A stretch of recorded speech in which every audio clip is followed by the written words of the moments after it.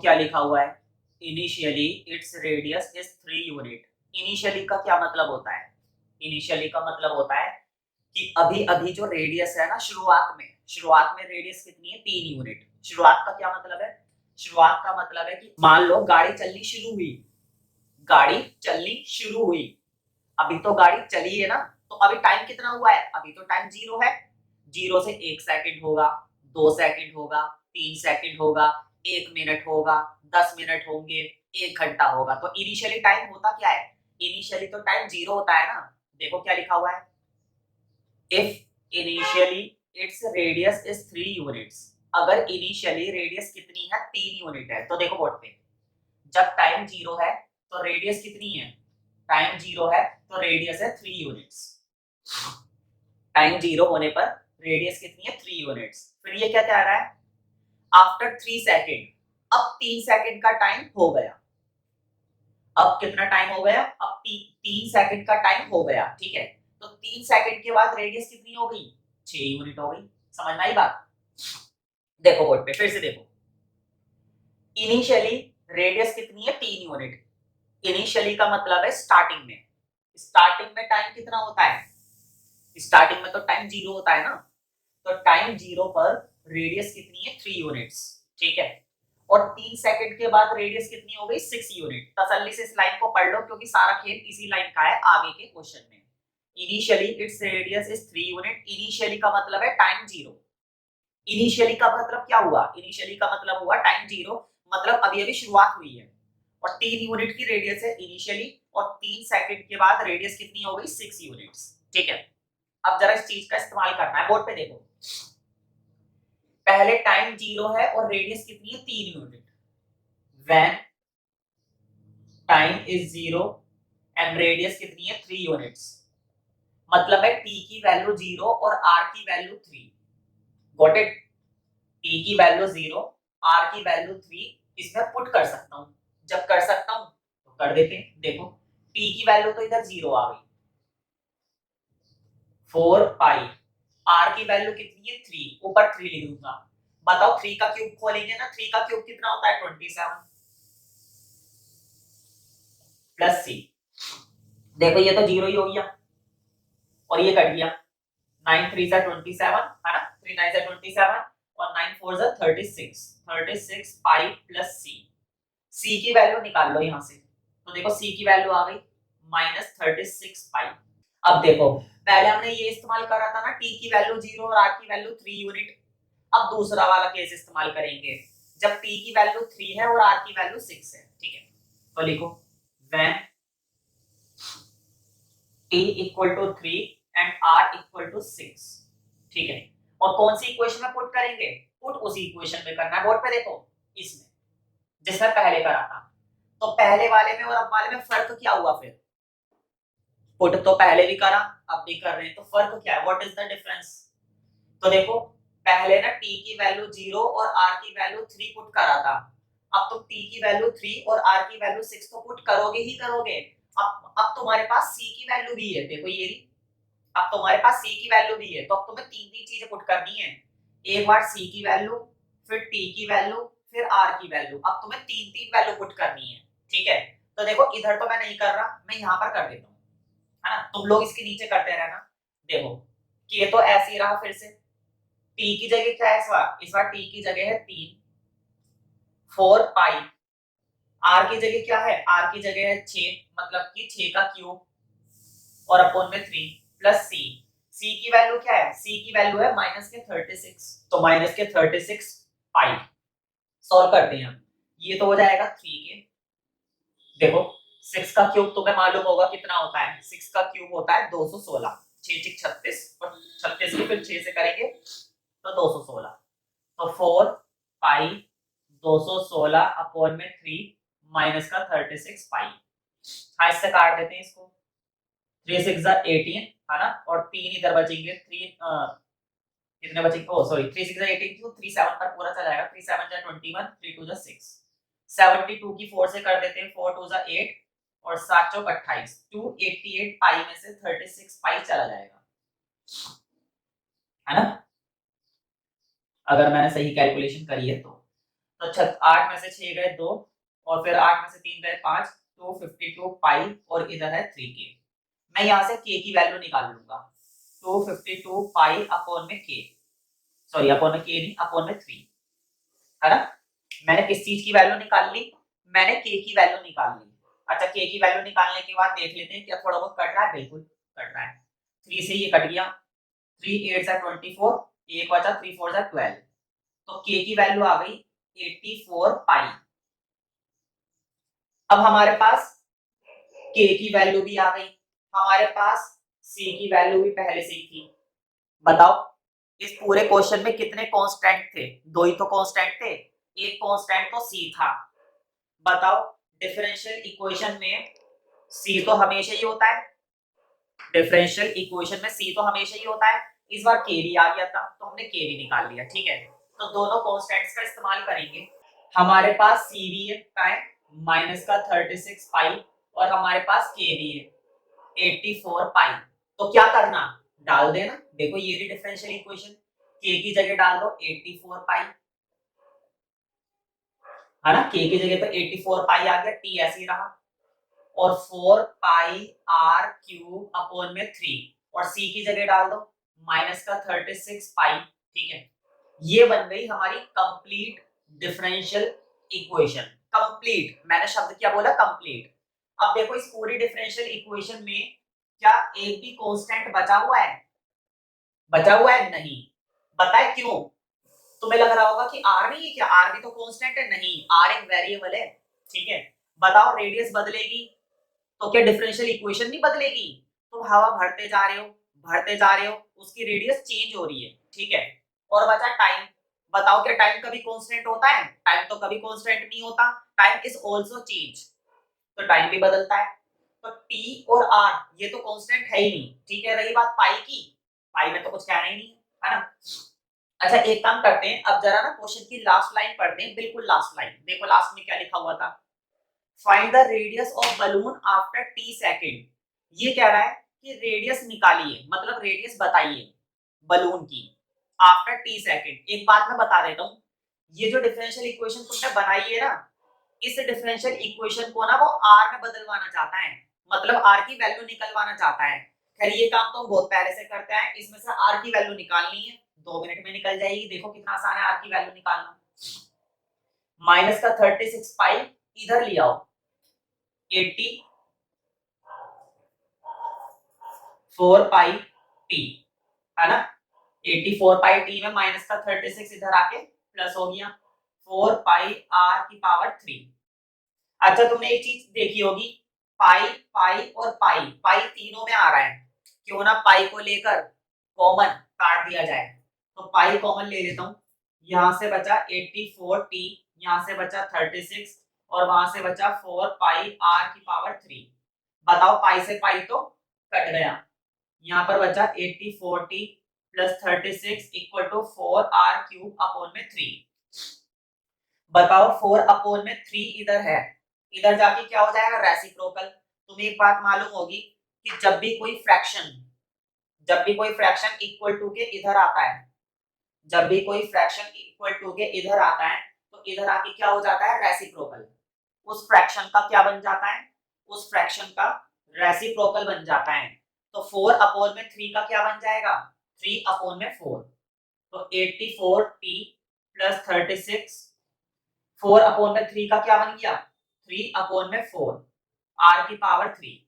अभी क्वेश्चन ने क्या बोला था, क्वेश्चन ने तो रेडियस पूछा है, अभी हमारी क्या निकली है, रेडियस की पावर 3, और जबकि क्वेश्चन ने r की वैल्यू पूछी है। तो बताओ ये जो पावर 3 लगी हुई है, इस पावर 3 को हटाने के लिए क्या करना पड़ेगा। अगर हम इस पावर 3 को हटाना चाहते हैं, ये जो पावर ऊपर लग रही है इसको क्या करना पड़ेगा। अच्छा स्क्वायर होता तो क्या करते हैं, स्क्वायर को उधर भेज देते, स्क्वायर रूट बन जाता, है ना। अगर स्क्वायर होता तो मैं स्क्वायर को कहां पर भेज देता, यहाँ पर भेज देता, क्या बन जाता, स्क्वायर रूट बन जाता। लेकिन अब क्यूब है तो कोई दिक्कत नहीं, क्यूब को उधर भेज देंगे, क्यूब को उधर भेजने से क्या बन जाएगा, क्यूब रूट बन जाएगा, है ना। स्क्वायर होता तो स्क्वायर रूट बन जाता, अब क्यूब है तो क्यूब रूट बन जाएगा। तो होल ब्रैकेट लगाकर पावर 1/3 कर देना।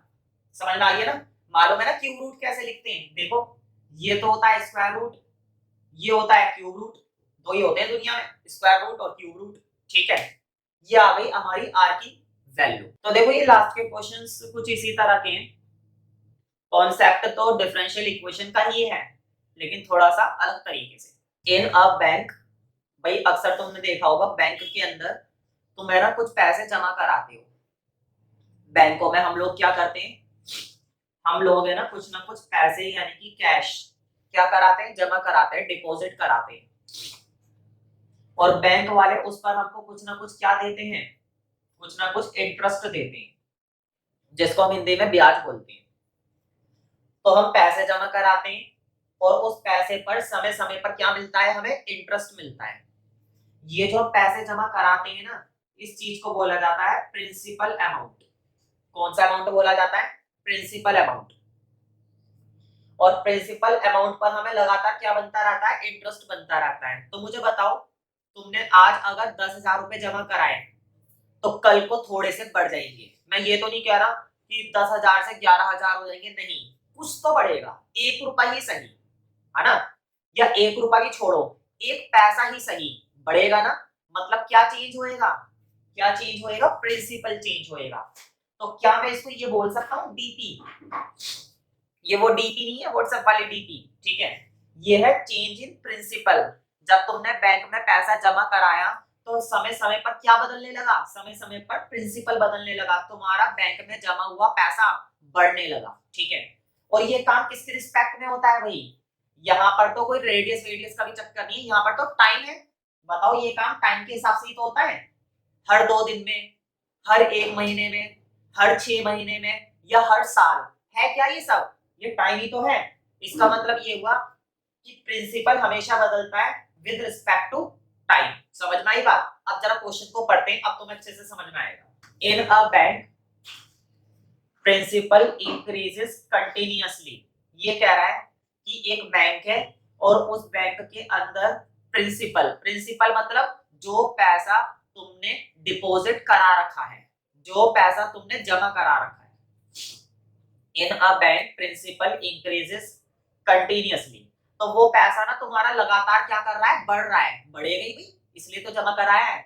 तो principal increases continuously at the rate of R% per year. तो देखो बोर्ड पे क्या बढ़ रहा है तुम्हारा, प्रिंसिपल। तो क्या बदल रहा है, प्रिंसिपल, ठीक है। और मैंने बताया था ये जो प्रिंसिपल बढ़ता है ये किसके रिस्पेक्ट में बदलता है, टाइम के रिस्पेक्ट में। तो विद रिस्पेक्ट टू टाइम। पहले तो ये बताओ कि ये चीज जो मैंने लिखी है समझ में आ गई। देखो क्वेश्चन ने बोला था प्रिंसिपल इंक्रीजेस कंटिन्यूअसली, हमारे लिए ना ये 3 शब्द काफी हैं, हमारे लिए 3 शब्द काफी हैं। प्रिंसिपल इंक्रीजेस कंटिन्यूअसली, कि प्रिंसिपल इंक्रीज कर रहा है और वो भी लगातार। तो प्रिंसिपल इंक्रीजेस कंटिन्यूअसली, तो देखो मैंने ये लिखा है प्रिंसिपल चेंज हो रहा है विद रिस्पेक्ट टू टाइम। अब आगे लिखा हुआ है eight the rate of R%। Board पे देखो प्रिंसिपल बदल रहा है, समय के साथ साथ बदल रहा है, लेकिन किस रेट से, R% से। भाई कुछ एक इंटरेस्ट होता है ना, जैसे बैंकों में होता नहीं है कि हर साल आपको 5% इंटरेस्ट रेट मिले करेगा, क्या बोला जाता है इसको, इंटरेस्ट रेट। किसी किसी बैंक में बोला जाता है कि आपको 3% का इंटरेस्ट रेट मिलेगा, किसी किसी बैंक में बोला जाता है 9% का इंटरेस्ट रेट मिलेगा। मतलब मैं ये नहीं कह रहा कि 9% होता है, मैंने तो अपनी तरफ से एग्जांपल दिया है, हम तो मैथ्स कर रहे हैं, बैंकिंग थोड़ी ना कर रहे हैं जो मैं एग्जैक्टली यहाँ पर लिखूंगा, ठीक है। तो ऐसे ऐसे रेट होते हैं। तो क्वेश्चन में आपको रेट नहीं बताया, क्वेश्चन में हमको आर बता दिया, है ना, क्योंकि मैथ्स में ये थोड़ी ना बताएगा, कोई बात नहीं।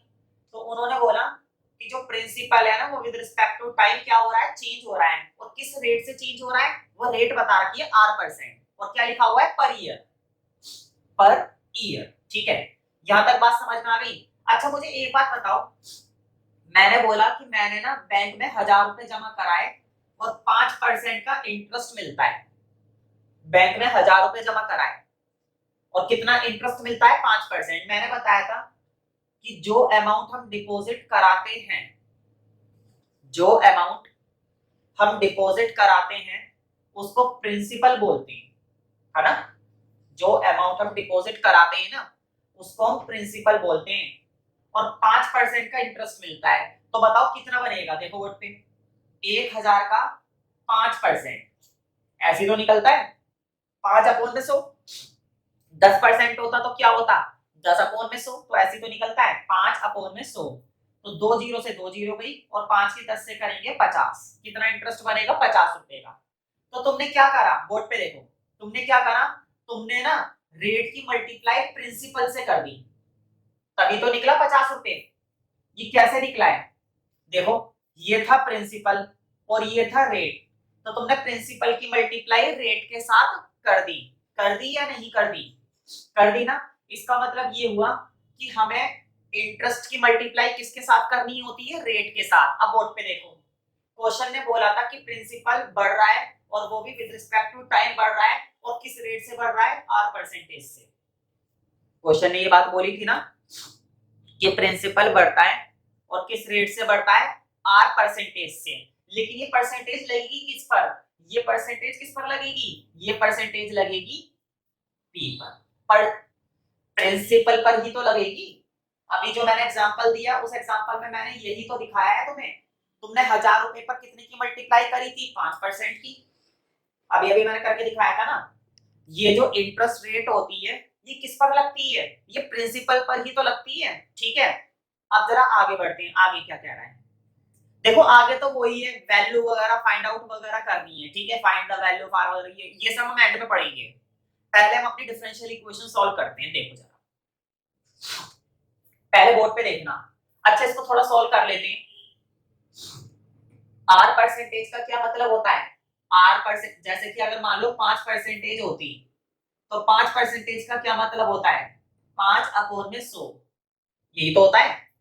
5% निकालनी है तो 5/100, 10% निकालनी है तो 10/100।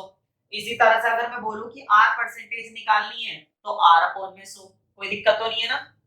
तो आर परसेंटेज को मैंने लिख लिया r/100, और इनटू में क्या चल रहा है, p, इनटू में p चलाना होता है, ठीक है, इनटू में p तो चलाना ही पड़ेगा, ठीक है।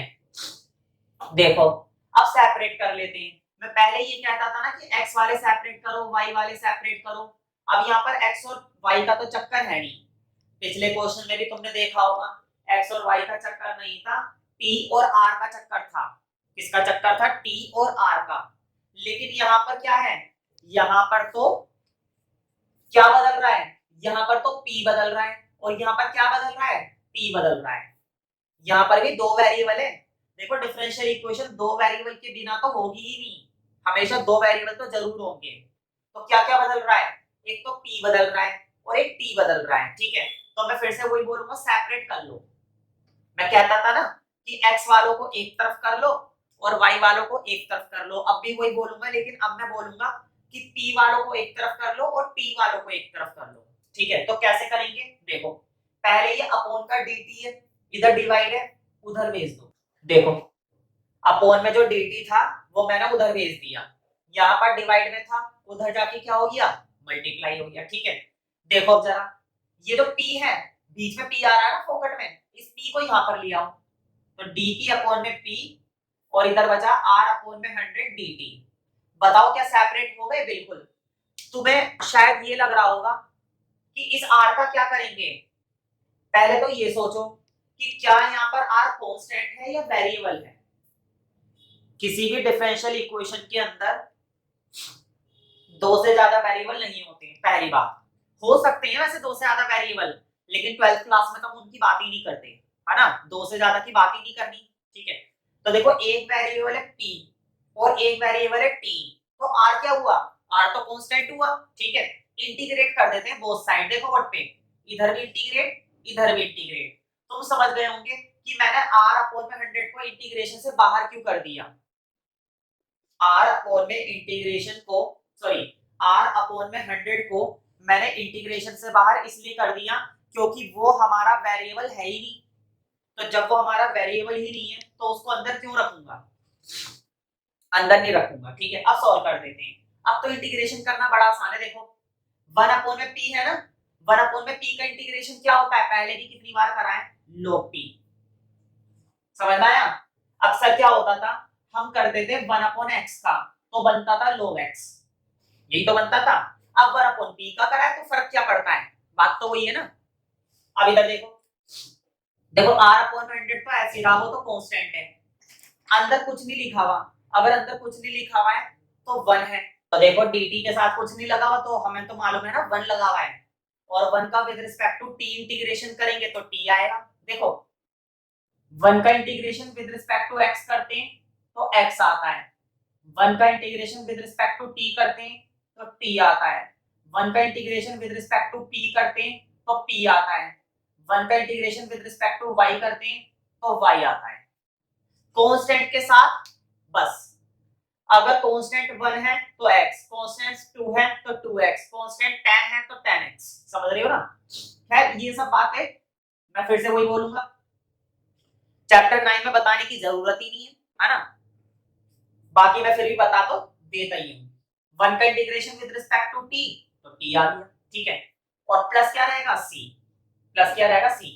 हमने डिफरेंशियल इक्वेशन तो सॉल्व कर डाली, हो गई डिफरेंशियल इक्वेशन सॉल्व, तो डिफरेंशियल इक्वेशन तो हमने सॉल्व कर दी। अब पढ़ेंगे आगे का पार्ट की क्वेश्चन क्या कह रहा था, देखो आगे क्या लिखा हुआ है। Find the value of r, ये कह रहा है r की वैल्यू बताइए if rupees 100 double itself in 10 years. Board पे देखो ये कह रहा है r की वैल्यू बताइए अगर अगर 100 रुपए क्या हो जाते हैं, डबल हो जाते हैं, कितने साल में, 10 साल में। अगर 100 रुपए क्या हो जाते हैं, डबल हो जाते हैं, और कितने साल में, 10 साल में। बताओ टाइम तो लगेगा ही ना, डबल होना क्या बच्चों का खेल होता है, लेकिन ये 10 साल का टाइम कुछ ज्यादा ही बोल दिया, 10 साल तो बहुत होते हैं, 10 साल से पहले डबल हो जाएगा, है ना। खैर हमें ये लेना ही क्या है, इस बात से मतलब ही नहीं है कि कब डबल होएगा, हमारे कौन से पैसे लग रहे हैं, ठीक है, हमें तो अपना क्वेश्चन सॉल्व करना है। देखो ये कह रहा है कि कितना इंटरेस्ट रखूं, इंटरेस्ट का रेट क्या रखूं कि मेरा लगा हुआ 100 रुपए का अमाउंट डबल हो जाए, और वो भी कितने साल में, मात्र 10 साल में, ठीक है। देखो व्हाट पे वो ये कह रहा है कि अगर आज मैं प्रिंसिपल 100 रुपए लगाता हूं, ये तो मतलब है उसका, अगर आज मैं अगर प्रिंसिपल 100 रुपए लगाता हूं तो कल को वो प्रिंसिपल मेरा कितना हो जाए, डबल हो जाए। डबल का क्या मतलब है, 100 से कितने हो जाए, 200 हो जाए। देखो व्हाट पे, अगर आज मैं किसी बैंक के अंदर 100 रुपए लगाता हूं तो वो पैसे मेरे कितने समय में डबल हो जाए, 10 साल में डबल हो जाए, है ना, 10 साल में डबल हो जाए। तो बताओ आर इंटरेस्ट में क्या रखूं, तो इंटरेस्ट में क्या रखूं इसका तो मैं बता ही दूंगा, पहले ये देख लेते हैं। देखो आज अगर वो प्रिंसिपल 100 रुपए लगा रहा है तो बताओ आज टाइम कितना है, वो चाहता है कि 10 साल में डबल हो जाए।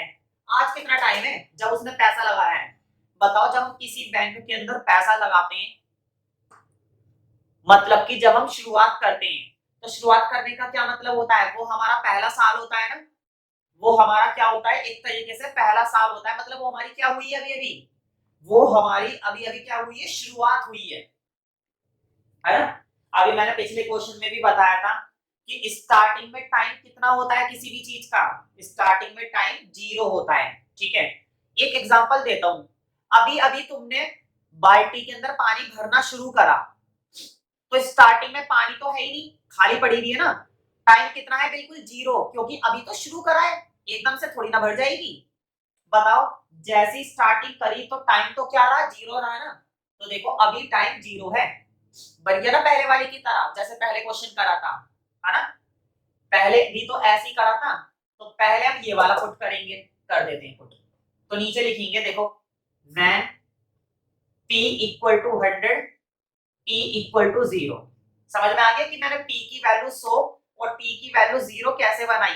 तो देखो p की वैल्यू 100 तो क्वेश्चन में बता रखी थी कि जब मैं किसी बैंक में 100 रुपए जमा करवाता हूं तो, है ना, और कब जमा कराऊंगा, जब जमा कराऊंगा तो स्टार्टिंग में t की वैल्यू क्या होगी, भाई 0 ही होगी, ठीक है। तो जरा सॉल्व करके c की वैल्यू को कैलकुलेट कर लेते हैं। तुमने किसी बैंक के अंदर 100 रुपए जमा कराए, और जब तुमने 100 रुपए जमा कराए तो उस समय टाइम कितना है, 0 है उस समय टाइम, जब तुमने 100 रुपए जमा कराए तो उस समय टाइम कितना है, 0 है। तो डाल देते हैं जरा p और ये c वगैरह की वैल्यू, तो देखो लोग p की वैल्यू क्या है 100, और यहां पर देखो rt, t की वैल्यू क्या है 0 प्लस c, समझ में आया ना। तो देखो ये तो 0 हो गया, ये वैल्यू आ गई log 100 और इक्वल टू में c। ठीक है, अब मैं तुम्हें एक फॉर्मूला बता देता हूँ, पता नहीं शायद शायद ही बताया होगा पहले, कोई बात नहीं। देखो बोर्ड पे, जब log x y के बराबर होता है, देखो बोर्ड पे, इसका मतलब क्या है, जब भी कोई लोगारिथम किसी एक वैल्यू के बराबर होती है, ये है लोगारिथम, ये क्या है, ये तो है लोगारिथम, और वो है एक वैल्यू। जब भी कोई लोगारिथम किसी वैल्यू के बराबर होती है, ठीक है, तो लोग का जो ये एंगल होता है, मतलब जो डिजिट होती है वो ऐसी रहती है, और वहां पे e की पावर बन जाती है। समझ में आया मैं क्या कहना चाह रहा हूं। देखो इसका log हट जाएगा, x रह जाएगा, और y क्या बन जाएगी, y e की पावर बन जाएगी। तुम कहोगे कैसे, ऐसे कैसे बन जाएगी, तो मैं बोलूंगा मैंने नहीं बनाया, फॉर्मूला होता है। मैं नहीं कह रहा अपनी तरफ से कि ये बन जाता है वो बन जाता है, मैं ये कह रहा हूँ ये फॉर्मूला होता है। देखो कितना आसानी से याद रखने का तरीका है। ठीक है, एक बात बोलता हूँ, यहाँ का log हटा दो, हट गया, और वहां पर उसको e की पावर बना दो, बन गया। ठीक है, इसका लोगरिथम हटाकर उसको एक्सपोनेंशियल में बदल दो। ठीक है, इसका लोगरिथम हटाकर उसको एक्सपोनेंशियल में बदल दो, सिंपल। अब इधर देखो, इसका लोगरिथम हटा दो और उसको एक्सपोनेंशियल में बदल दो, उसको, तो क्या बन जाएगा, e की पावर c। समझ में आई बात। मैंने बोला इसका लोगरिथम हटा दो और उसको एक्सपोनेंशियल में बदल दो, तो उसको मैंने एक्सपोनेंशियल में बदल दिया। ठीक है, इसको क्या देना, इक्वेशन नंबर 1, इसकी जरूरत पड़ने वाली है, इसकी जरूरत पड़ने वाली है, इसलिए बदलवाया है। ठीक है, अब दूसरा वाला केस ये था ना, कि जब प्रिंसिपल 200 रुपए हो जाए, वो क्या चाहता था, वो यही तो चाहता था कि प्रिंसिपल कितना हो जाए, 200 रुपए का हो जाए, जब टाइम कितना हो जाए, 10 साल का। मतलब 10 साल बाद वो ये चाहता है कि मेरा लगा हुआ पैसा क्या हो जाए, डबल हो जाए। वो ये चाहता है कि 10 साल बाद मेरा लगा हुआ पैसा क्या हो जाए, डबल हो जाए। तो वो डबल करना चाहता है ना। एक पिक्चर आई थी, उस पिक्चर में वो एक का डबल करते हैं, एक का डबल। ठीक है, तो ये भी डबल करना चाहता है, तो क्या गुना कर दिया। अच्छा, डाल देते हैं वैल्यू, किस में डालेंगे, देखो मैंने तो डिफरेंशियल इक्वेशन भी रख करके रख दी है ना, नीचे लिखी हुई थी, तो कोई बात नहीं। डिफरेंशियल इक्वेशन शायद ये थी, log p equal to r upon में 100 p प्लस c, ये थी ना डिफरेंशियल इक्वेशन, यही तो थी डिफरेंशियल इक्वेशन हमारी, क्या थी। एक बार चेक और कर लेता हूँ, यही थी या नहीं थी, कभी गड़बड़ी हो जाए, बिल्कुल यही थी भाई। ठीक है, तो देखो t की वैल्यू 200 और t की वैल्यू 10 पुट कर देते हैं, देखो कितनी आसानी से, ये t की वैल्यू 200, t की वैल्यू 10, और एक चीज का और ध्यान रखना, c की वैल्यू भी डालनी पड़ेगी, याद है पिछले क्वेश्चन में हमने तीनों वैल्यू एक साथ डाली थी ना, p की वैल्यू डालनी है, t की वैल्यू डालनी है और c की वैल्यू भी डालनी है, तभी तो निकाली है हमने। और तीनों वैल्यू किस में डालनी है, इसमें, ध्यान से डाल देते हैं, बड़ा आसान है। log 100 नहीं 200, फिर r अपॉन में 100, t की वैल्यू क्या है 10, और c की वैल्यू क्या है, ये रही log 100। समझ में आई बात। अब देखो थोड़ा बहुत सॉल्व कर लेते हैं, बोर्ड पे देखो, ये log 100 इधर प्लस का है, इसको इधर ले आओ, तो log 200 में से 100 जाएंगे, और देखो जरा ये 10 से 100 भी तो कट रहा है, 10 से ये चला गया, तो r अपॉन में 10 ये आ गया। समझ में आ रही है ना, आनी भी चाहिए, बहुत ही आसान काम है। देखो 100 इधर आ गया, माइनस का हो गया, और 10 से ये कट गया। अब बताओ जब दो लोगरिथम माइनस में होती है, सीधा सीधा माइनस मत कर देना, कभी बच्चों वाली गलती कर दो कि लोग 200 में से 100 गए तो लोग 100 बचे, वो काम मत कर देना।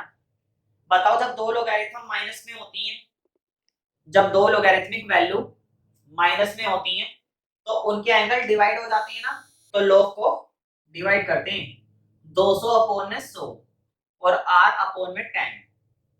बताओ ये कट जाएगा, दो जीरो से दो जीरो गई, क्या बचा log 2 r अपॉन में 10, और log 2 की वैल्यू क्वेश्चन ने बताई थी शायद, है ना, चेक कर लेते हैं। हाँ log 2 की वैल्यू बता रखी है।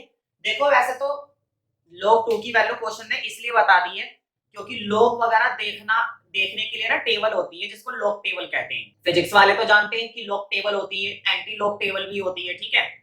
लेकिन मैथ्स में इतनी कोई ज्यादा रिक्वायरमेंट होती नहीं है लॉग टेबल को पढ़ने की, ठीक है। तो इसलिए अगर एक आध आती भी है तो वो खुद वैल्यू बता देते हैं लॉग की। तो देखो log 2 की वैल्यू बता रखी है 0.6931 r अपॉन में 10, है ना। देखो अब 10 इधर डिवाइड है, इधर आके क्या कर देंगे मल्टीप्लाई, तो 6.931 r की वैल्यू आ गई। और क्योंकि जो r है, r का क्या मतलब होता है, r का मतलब क्या होता है, r का मतलब होता है इंटरेस्ट रेट। r का क्या मतलब होता है, r का मतलब होता है इंटरेस्ट रेट। तो एंड में ना परसेंटेज के अकॉर्डिंग बता देना, therefore interest rate 6.93 percentage. Percentage का साइन जरूर लगाना,